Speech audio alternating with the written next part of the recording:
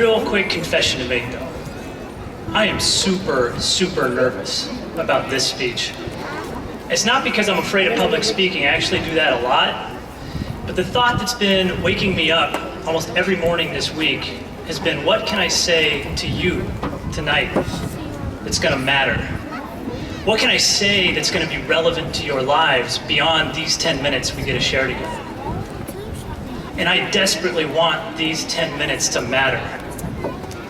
And so I've decided to skip the traditional graduation speech where I give you a list of advice and optimistic predictions about the future.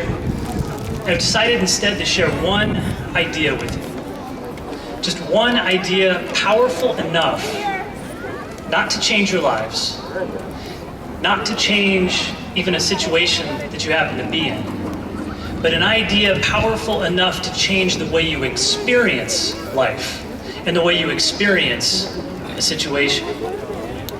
So before we do that, I want to do a really quick 30-second experiment. So I want everybody out there, people in the audience can do this too, I want you to take your left hand and cover up your left eye. Right, good. It's a great photo opportunity. This is probably the only time in history the entire Madera South graduating class of 2014 has one eye closed at the same time. But really cover it up good so no light is getting into that eye. If you have glasses on, cover it up. What I'm going to ask you to do in just a second, don't do it yet. What I'm going to ask you to do in just a second is look down at your feet. Not yet. I see a whole bunch of people looking down at your feet. You guys just graduated from high school. You're about to graduate from high school. You gotta follow direction. You look down at your feet, and then what I'm gonna ask you to do is switch from that eye to this eye, and back and forth, and see if you see a little bit of a difference. Okay, now go ahead. Look down at your feet, and switch back and forth. Not so fast. You're probably noticing that through one eye, the world is a little bit brighter. And through the other eye, the world's a little bit darker. But as we all know, I still see you guys doing it, it's time to stop. But as we all know, the world is no brighter or darker than it was 30 seconds ago. The world hasn't changed. But what has changed is just one small thing inside you that's changed the way you're experiencing the world. And that's the power of this idea that I want to share with you.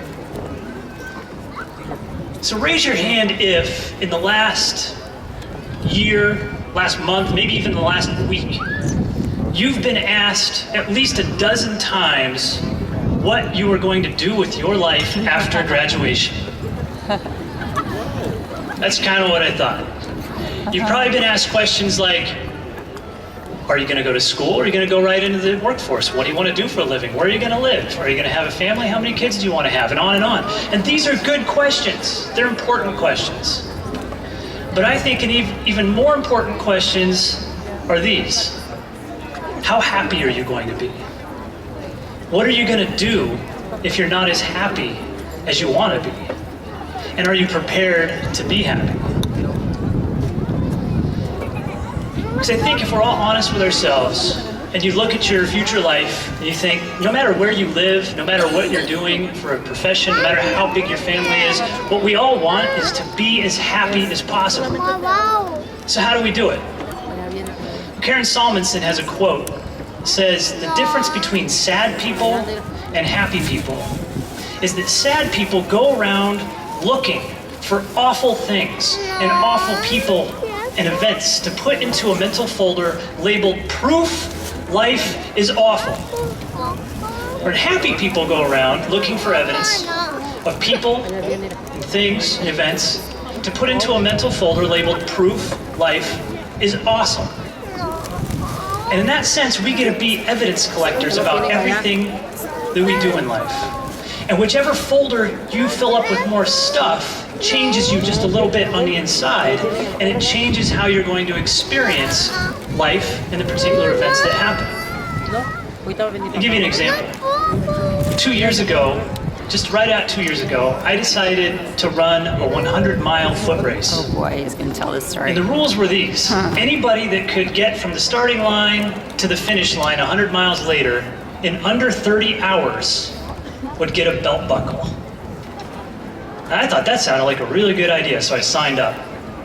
And I don't have time to tell you all the things that transpired in the 28 hours and change that it took me to get from the starting line to the finish line, but I will tell you this. Running that race was the dumbest, yet most amazing, most exhausting, yet invigorating, most difficult and incredible experiences I've ever had. And in that way, it's a lot like high school. Like my high school experience and probably yours. If you look back, you can probably find evidence that high school was one of the dumbest, one of the most amazing, one of the most exhausting, yet most invigorating, difficult and incredible experiences of your life. And when you're a positive evidence collector looking for things to put into those mental folders, you have a choice of what kind of evidence you're going to collect. And the bigger that folder, the more optimistic life can seem. Perhaps you've heard the legend of the two wolves. It's about an old Native American Cherokee who's talking to his grandson about a battle that's going on inside of himself. He says to his grandson, he says, the battle is between two wolves. One wolf is evil. It's anger, it's sorrow, regret, vengeance, greed, false pride, and ego. And the other wolf is good. It's benevolence, it's love, it's peace, it's hope, it's grace, it's dignity. And the young Cherokee looks up at his grandfather and he says, well, which wolf wins? And the old Cherokee simply replies, the one I feed. And when we become positive evidence collectors, we're feeding the good wolf. Whereas when we're negative evidence collectors, we're feeding the evil wolf.